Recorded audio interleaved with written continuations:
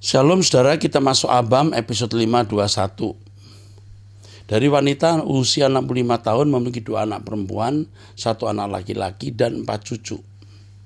Shalom Pak Erastus, dulu saya ingin anak laki-laki ketika saya hamil ketiga. Saya berdoa minta kepada Tuhan supaya dikasih anak laki-laki agar dapat menggantikan opanya yang seorang pendeta. Suami saya bukan pendeta dan Tuhan jawab doa saya. Saya melahirkan anak laki-laki. Tapi sampai sekarang anak laki-laki saya tidak jadi pendeta. Dia bekerja dan sudah memiliki 2 anak. Pertanyaan saya, apakah itu merupakan nasar ketika saya berdoa minta anak laki-laki supaya dapat menggantikan opanya menjadi pendeta? Nah, yang pertama, apakah ibu yakin anak ibu itu dipanggil jadi pendeta, ya kan? Kita jangan mengatur Tuhan, ya. Melayani Tuhan tidak harus menjadi pendeta, ya. Atau mungkin ibu tidak ingin gereja jatuh ke tangan orang lain. Nah, kalau itu lagi motivasinya jelas salah.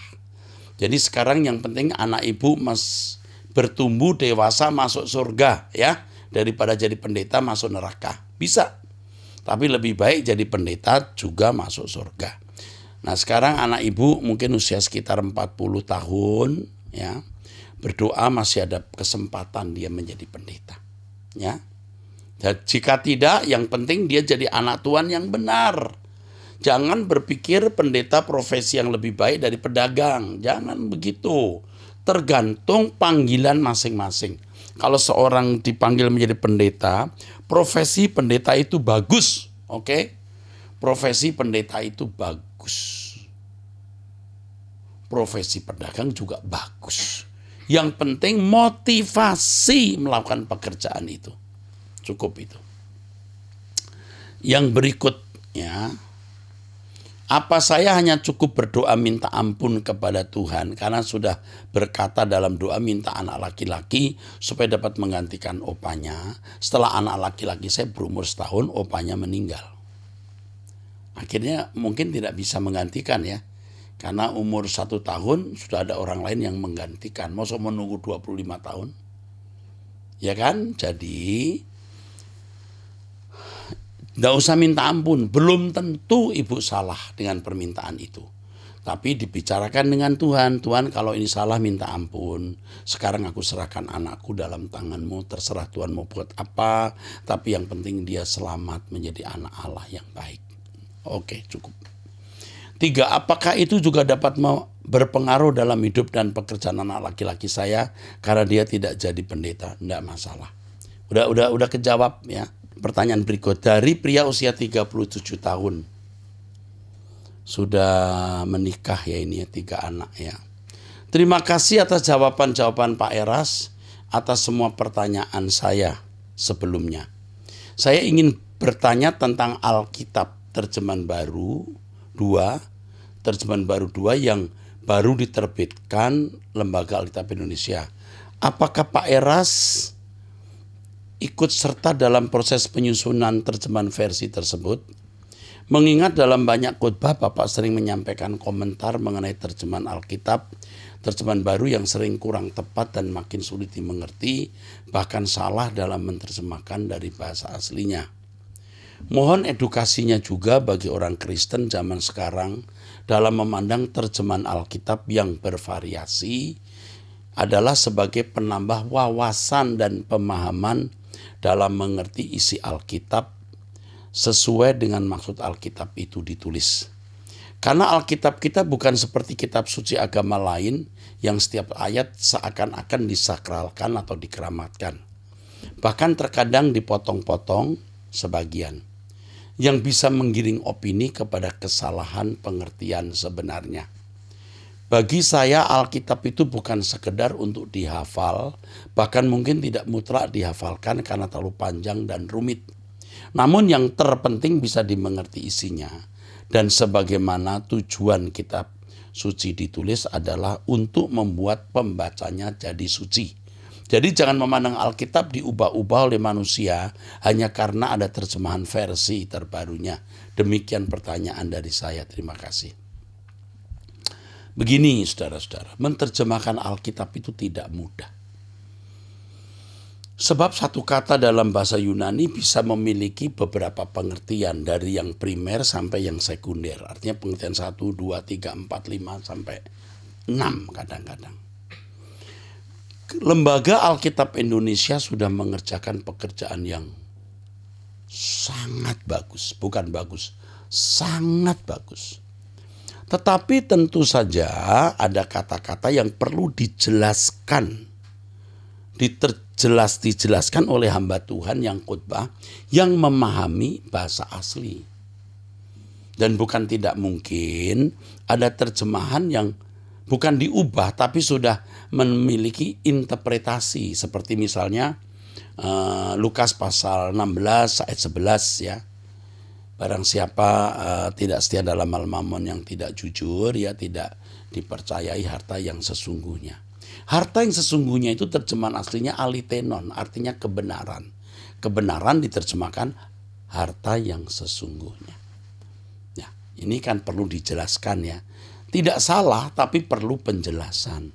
Seperti datanglah kepadaku yang letih lesu dan berbeban berat, aku beri kamu anapauso. Anapauso itu kelegaan. Lalu pikulah kuki yang kupasang, belajarlah padaku, maka kamu akan memiliki anapauso. Kata anapauso yang kedua diterjemahkan jiwamu mendapat ketenangan. Ini seperti tidak konsisten. Tapi bukan berarti salah, perlu dijelaskan. Tidak mudah menerjemahkan Alkitab bahasa Indonesia. Alkitab itu saudara. Makanya pendeta harus belajar bahasa asli, teks asli, dan seterusnya. Puji Tuhan. Kalau saudara bisa, puji Tuhan. Makanya saya menghimbau Bapak Ibu saudara sekalian membantu Lembaga Alkitab Indonesia. Ya, yuk kita bantu Lembaga Alkitab Indonesia. Nah, oke, saya kira itu saja. Terima kasih untuk kepercayaannya. Saya sering hanya melengkapi ya, tidak mengatakan ini salah. Walau kadang-kadang saya berkata saya tidak mengerti kenapa diterjemahkan begini gitu. Tapi saya nggak mengatakan ini salah, ini sesat. Saya sangat menghargai dan menjunjung tinggi karya, usaha, pengabdian, dedikasi Lembaga Alkitab Indonesia. Ya, puji Tuhan. Ya, oke. Dari pria usia 20 tahun, mahasiswa teologi semester 6. Salam Om Eras, saya mau cerita nih Om. Sekalian meminta saran dan solusi untuk keadaan yang sedang saya alami. Jujur saya Om, sebenarnya saya ini masih terikat dengan dosa perzinahan walaupun saya mahasiswa teologi. Saya masih sering nonton film yang gak benar, bahkan mempraktekannya kepada pacar saya. Waduh. Memang tidak sampai bersetubuh, tapi sudah sampai nyentuh. Bahkan lakukan tindakan sensitif lain, ya tidak saya baca vulgar. Maaf nih Om, menjijikkan ya. Sebenarnya untuk cerita ini ya. Tapi memang saya seakan-akan hyper masalah ini. Masalah seks. Saya rindu menjadi hamba Tuhan yang berkenan di mata Tuhan. Tapi melihat situasi dan kondisi saya sekarang, saya seakan-akan tidak punya harapan bisa mencapai itu. Jadi tolong Om kasih saran dan tuntunannya. Oh ya Om, saya juga mau bertanya bagaimana saya seharusnya dengan pacar saya ini ke depannya. Apakah putus atau bagaimana? Sebenarnya dia anak baik-baik, polos, bahkan sebenarnya dia maunya kami bisa melayani Tuhan bersama-sama. Memang sayanya yang bejat Om. Dia itu anak seorang hamba Tuhan, sebenarnya kami tidak diizinkan pacaran tapi kami tetap berjalan diam-diam. Tolong saran Om. Yang pertama, bina terus hubungan dengan wanita ini. Kamu jangan tinggalkan dia. Kamu kejam dan jahat kalau meninggalkan dia. Kecuali oleh karena satu dan lain hal ya. Dia misalnya memang memutuskan untuk putus atau kamu harus bagaimana ya. Tetapi jangan pacaran dulu, itu penting.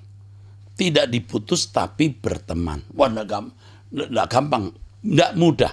Tapi kamu harus melakukan sambil kamu berlatih untuk mengendalikan libidomu ya. Jangan tinggalkan dia, tapi juga jangan pacaran seperti kemarin. Jangan sekali-kali mengulangi perbuatan yang sudah kamu lakukan. Jangan. Jangan sekali-kali nonton film-film yang tidak patut ditonton. Aduh, jangan. Ya. Bagaimana bisa? Tergantung tekadmu. Kamu harus punya tekad untuk meninggalkan itu. Masalahnya bagaimana punya tekad yang kuat untuk itu? Kamu harus punya jam doa pribadi. Saya pernah muda seperti kamu. Ya, pernah punya pergumulan yang sama dan saya pernah melewatinya. Artinya saya bisa memenangkan. Dan ketika percakapan dengan teman-teman waktu saya masih muda, lalu saya katakan saya tidak lagi melakukan itu. Mereka tuding-tuding saya, bohong ini bohong. Saya sudah bisa melewatinya. Saya punya jam doa setiap hari 1-2 jam bahkan lebih. Dan itu membuat kita takut akan Allah dan tidak melakukan itu. Saya pernah punya pergumulan yang mirip. Ya, oke, jadi bisa ya. Terutama soal onani ini sulit. Tapi bisa kita lewati ya. Jam doamu harus kuat ya. Lalu kamu harus memetakan harimu. Jam ini buat apa, jam ini buat apa. Jangan memberi waktu kosong yang pikiranmu jadi berkelana kemana-mana dengan tidak jelas. Ya, ini kamu lakukan. Lalu saya sadarkan, saya ingatkan kamu bahwa kamu dipanggil secara istimewa untuk melayani Tuhan. Satu syarat untuk dipakai Tuhan, hidup dalam kesucian. Kalau kamu tidak membiasakan diri hidup dalam kesucian hari ini, kamu tidak akan pernah suci selamanya. Jadi kamu harus belajar suci hari ini. Berjuanglah untuk itu. Ya, jangan pacaran lagi, berteman saja dengan wanita ini. Tapi kamu jangan cari pacar lain, oke? Jangan cari wanita lain. Dia tetap menjadi pacar temanmu yang suatu hari berpotensi jadi pacarmu. Berhenti pacaran. Berhenti melakukan praktek-praktek yang tidak patut ya, yang menjijikkan itu. Oke, saya kira cukup itu. Ikuti Truth ID Om Eras ya nak, dan doa pagi bersama saya jam 5 pagi. Punya jam doa pribadi, kamu akan memiliki kekuatan, tekad yang lebih kuat meninggalkan dosa itu. Wanita usia 20 tahun.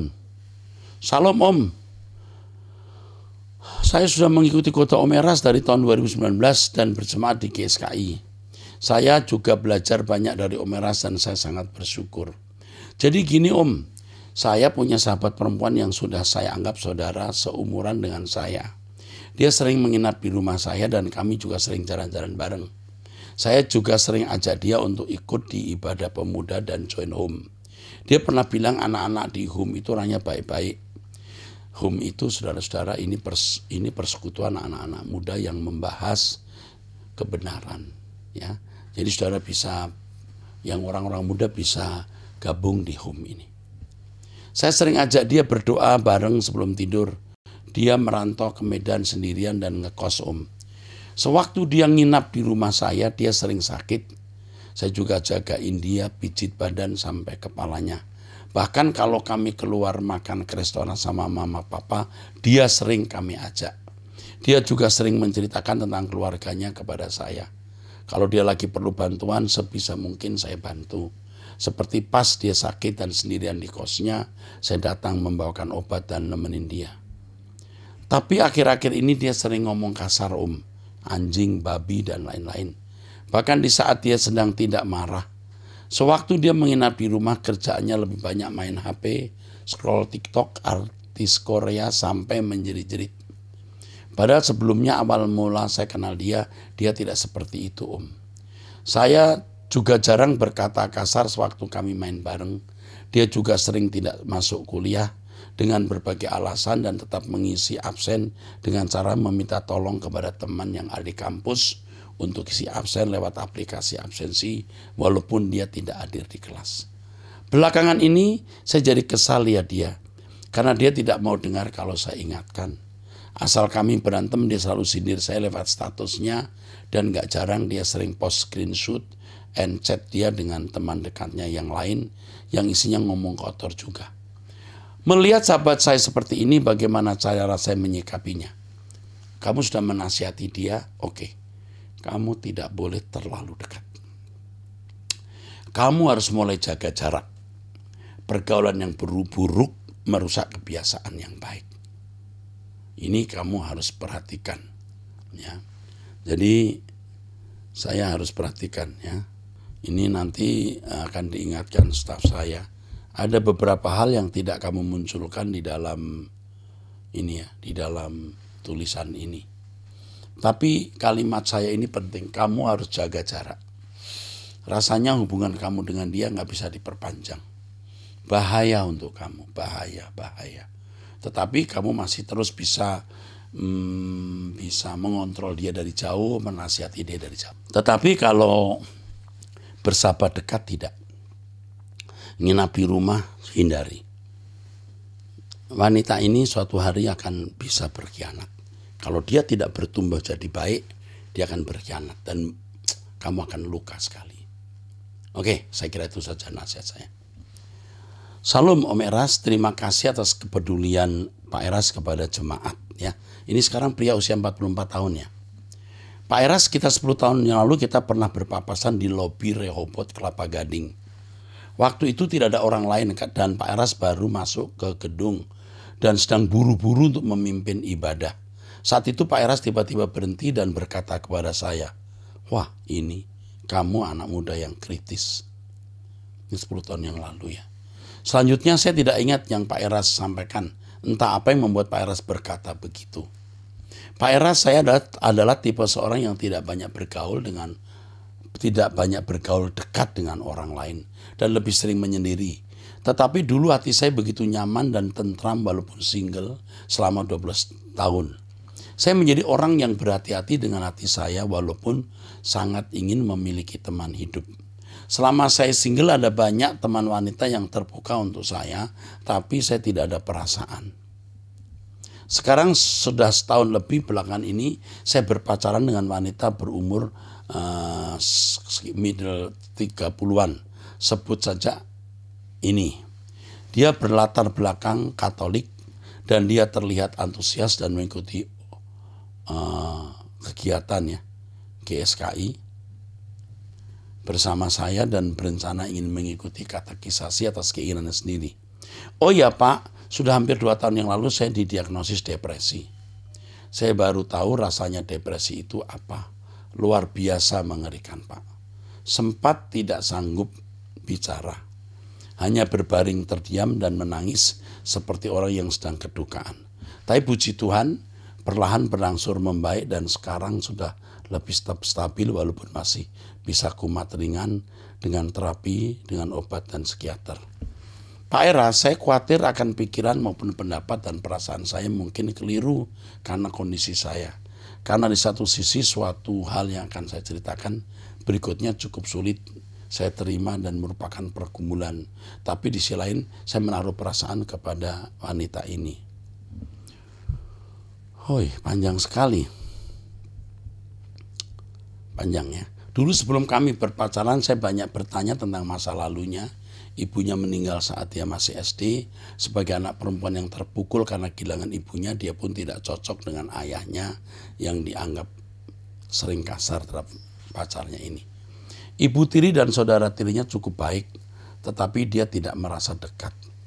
Kepahitan dengan ayahnya membuat wanita ini berjanji pada dirinya sendiri akan segera meninggalkan rumah, sudah bekerja. Kemudian sekitar 2 tahun setelah bekerja, X ini juga pernah diajak menikah oleh pacarnya, tapi sang pria membatalkannya karena belum yakin. Singkat cerita, X ini mengaku kepada saya bahwa setelah kejadian batal menikah itu dia kemudian bekerja di perusahaan tertentu dan terlibat hubungan khusus dengan atasannya yang sudah beristri. Setelah sekitar 1 tahun berhubungan karena ketahuan sang istri, X memutuskan untuk menyudahinya dan tidak lama kemudian X resign dari perusahaan tersebut. Ya. Mereka tetap berteman dekat dan setahun berikutnya pria itu mengajaknya bekerja bersama di perusahaan lain. Sebut saja perusahaan B. Dan mereka sekantor lagi tapi katanya hubungannya tetap hanya sebagai teman. Pria ini menjadi kepala bagian dan X sebagai wakilnya. Setelah lebih dari 5 tahun bekerja di perusahaan itu, B ini belum lama ini X resign dan meneruskan usaha sendiri. Masa lalunya memang masih mengganggu saya, terutama karena dia masih berteman dengan pria itu dan dia tahu perasaan saya. Saya sering bertanya lebih jauh tentang hubungannya dengan pria itu karena menurut saya hubungannya sebagai atasan bawahan dan sebagai mantan dan sebagai sahabat selama bertahun-tahun pastinya ada suatu bonding ikatannya. Tetapi X sering merasa terusik kalau hubungan masa lalunya ditanyakan. Katanya memalukan dan tidak mau diingat-ingat. Dan kalau perihal masa kini dengan pria itu ditanyakan pun tidak suka. Katanya merasa seperti dituduh dan dicurigai. Menurut X mereka hanya bersahabat dan persahabatan X lebih dekat saat X sedang tidak punya pacar dibanding dengan X punya pacar. Karena katanya kalau tidak punya pacar berarti tidak punya keharusan untuk menjauhi sahabat pria. Yang ingin saya tanyakan Pak Eras, sejauh mana seseorang bisa berteman dengan mantannya? Ini bahaya. Ini bahaya. Kamu berteman dengan wanita yang pasti masih punya ikatan dengan pria itu. Katanya tidak melakukan apa-apa. Iya, tapi potensi untuk melakukan apa yang tidak patut itu besar sekali. Ya. Dan bagaimana seharusnya M bersikap dengan pria tersebut? Mereka harus dipisahkan. Harus dipisahkan. Karena di satu sisi menurut saya banyak orang yang masih berteman dengan mantannya, tapi di sisi lain merasa dalam kasus ini X tidak pantas masih berteman dengan pria tersebut sekalipun X sedang tidak dekat dengan saya. Tapi saya tidak ingin melarang karena sesuatu yang disuruh-suruh itu nanti akan berbeda nilainya kalau bukan atas kesadaran sendiri. Nasihat saya untuk kamu, dia harus meninggalkan pria itu, kalau tidak kamu jangan teruskan. Ya. Tetapi kalau dia betul-betul tidak meneruskan, dia bukan berarti dia rusak. Dia masih bisa diperbaiki. Kamu berkata kamu sendiri juga bukan orang yang masa lalunya baik. Tetapi bukan berarti lalu kamu bisa mencari orang sembarangan. Ya, wanita ini memang tidak jahat. Wanita ini bisa termasuk wanita yang baik. Pengalaman masa lalunya bisa mempersiapkan dia menjadi ibu yang baik. Tetapi yang harus kamu tahu bahwa berbahaya kalau wanita ini masih dekat dengan mantannya itu. Ya. Backstreet itu lebih enak dari bukan backstreet, kata orang, dan ini bisa benar, ya. Jadi kamu sebaiknya tidak ceroboh memilih teman hidup. Kamu sendiri ya, dari tulisanmu saya merasa kamu sakit. Jiwamu sakit. Betul, jiwamu sakit. Kalau kamu ketemu wanita yang bermasalah, dia tidak mengobati kamu, dia tambah membuat kamu sakit. Lebih baik kamu sendiri daripada kamu punya wanita yang akhirnya membuat kamu lebih parah. Itu nasihat saya. Kamu dengar dan kalau bisa kamu turuti. Oke, saya teruskan. Salam Pak Eras, saya sempat menikah dengan pria beda agama. Ini wanita usia 39 tahun. Beliau Islam dan saya punya anak 2 sekarang usia 6 dan 3 tahun. Saya menikah dan bercerai setelah anak kedua lahir karena ternyata beda agama dalam rumah tangga itu betul-betul hanya neraka. Memang benar. Sekarang saya sudah merasa bahagia dengan 2 anak perempuan saya dan puji Tuhan saya sudah membaptis mereka dan leluasa bisa berdoa kapan saja di rumah tanpa harus merasa tidak enak seperti dulu. Apakah anak-anak saya ini tidak diakui karena pernikahan saya yang berbeda agama? Apakah dengan pembaptisan anak-anak dan mengajarkan mereka Alkitab dan membawa mereka ke bina iman sekolah minggu bisa mengukurkan dosa saya sebelumnya yang telah memiliki anak dari pria muslim? Apakah anak saya ini tidak diakui karena pernikahan? Siapa yang mau mengakui dan siapa yang tidak mau mengakui? Yang penting kamu bertobat, minta ampun, kamu diterima sebagai anak Allah, juga anak-anakmu. Selesai dan finish, complete, jadi nggak masalah. Jadi apakah dengan baptisan anak dan mengajarkan mereka Alkitab dan membawa mereka ke bina iman bisa mengukurkan dosa? Yang mengukurkan dosa bukan ikut aktivitas ini. Yang mengukurkan dosa kamu darah Yesus. Dan kamu minta ampun, bertobat dan bertumbuh untuk menjadi sempurna seperti Bapa dan serupa dengan Yesus. Saya suka sedih Pak Eras, takut Tuhan marah. Tuhan memang marah dulu. Tapi ketika kamu minta ampun, kemarahan Tuhan surut. Sekarang yang ada Tuhan sayang kamu. Jadi jangan menilai salah Tuhan yang baik. Apakah saya harus berpuasa dan berpantang karena masa lalu saya yang menghantui saya sampai sekarang? Belum tentu. Artinya bisa saja kamu doa puasa, tetapi yang membuat kamu menjadi upset gundah gulana ini karena kamu tidak percaya Tuhan. Bukan kamu tidak puasa. Percaya Tuhan mengampuni, melupakan. Ini yang penting. Kalau kamu doa puasa, kamu doa puasa untuk menumbuhkan iman. Kehidupanmu menjadi lebih dekat Tuhan. Ya, ini doa puasa bersama kami. Ya, doa pagi setiap hari jam 5 pagi. Ya, dan dengarkan terus Truth ID, kamu akan terbimbing. Jadi jangan ingat masa lalu. Tuhan berurusan dengan kamu sekarang, bukan kamu 5 tahun, 3 tahun, 2 tahun yang lalu. Dan Tuhan melihat bisa menjadi apa kamu ke depan. Doa puasa puji Tuhan. Tapi bukan untuk supaya melupakan masa lalu. Tuhan sudah melupakan, kamu juga harus melupakan. Oke.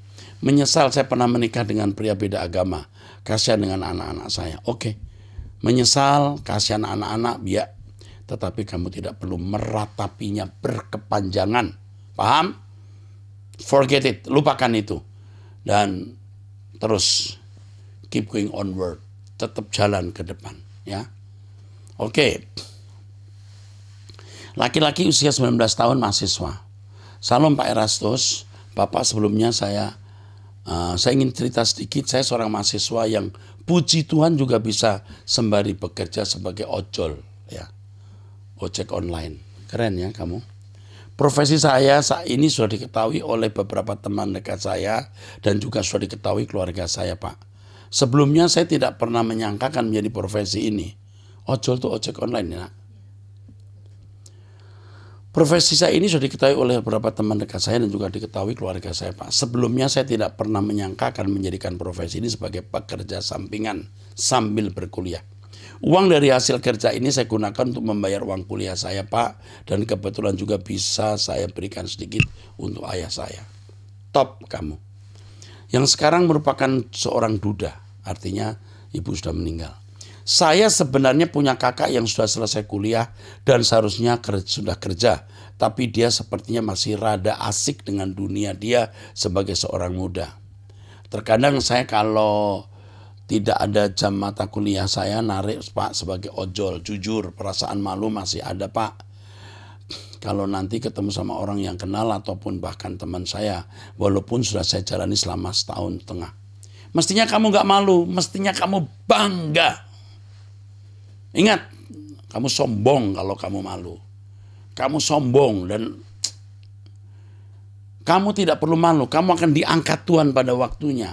Hari ini kamu berprofesi ojol. Satu hari kamu berprofesi yang lain. Jadi tidak usah malu. Bangga mestinya. Bangga, ingat, bangga. Saya saja salut dan bangga melihat kamu begini. Profesi ini sembari dengan kuliah. Dan saya juga sering termasuk aktif dalam organisasi gereja. Ada beberapa hal yang diberikan kepada saya untuk saya lakukan di gereja. Seperti singers dan worship leader untuk adik remaja. Pertanyaan saya, Pak, apakah saya berdosa? Dan apa yang harus saya lakukan? Loh, dosa apa kamu? Ketika tiba-tiba ada momen di saat saya menangis, merasa sedih, meratapi, kok kehidupan saya segini dibanding dengan teman-teman saya yang lain yang bisa nongkrong, hang out ke sana kemari. Hai, kamu jangan berpikir bodoh seperti ini, nak. Kamu bangga jadi manusia hebat. Saya mengatakan kamu itu manusia hebat. Kamu itu membanggakan. Kalau saya punya anak seperti kamu, saya bangga, tahu. Teruskan kuliah sampai selesai.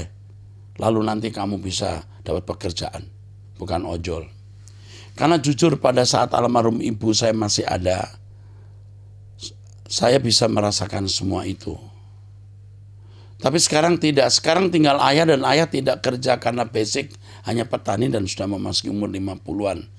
Tapi puji Tuhan masih sehat. Itu saja pertanyaan saya dan mohon doa, Pak. Semoga saya lulus dengan cepat di perkuliahan dan mendapat kerja yang baik. Saya selalu teringat perkataan Pak Eras, apapun yang kau lakukan, lakukan yang terbaik dan anggap engkau melakukannya untuk Tuhan. Hanya itu mungkin. Terima kasih, Bapak. Waduh, luar biasa, nak, kamu. Salut saya, nak. Ini anak mesti dijagain, ya. Ini anak baik yang harus dijagain.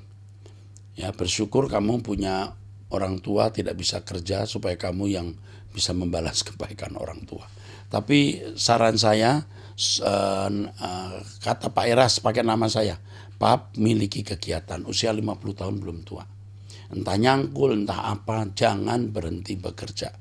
Dan kamu jangan berhenti membantu orang tua. Nak, saya jadi bapak rohanimu. Yang kamu datang ke Rehoboth, kamu bisa menemui saya suatu saat, ya. Atau orang saya akan menelpon kamu. Kamu menjadi orang yang hebat, manusia yang hebat ke depan. Tuhan memberkati.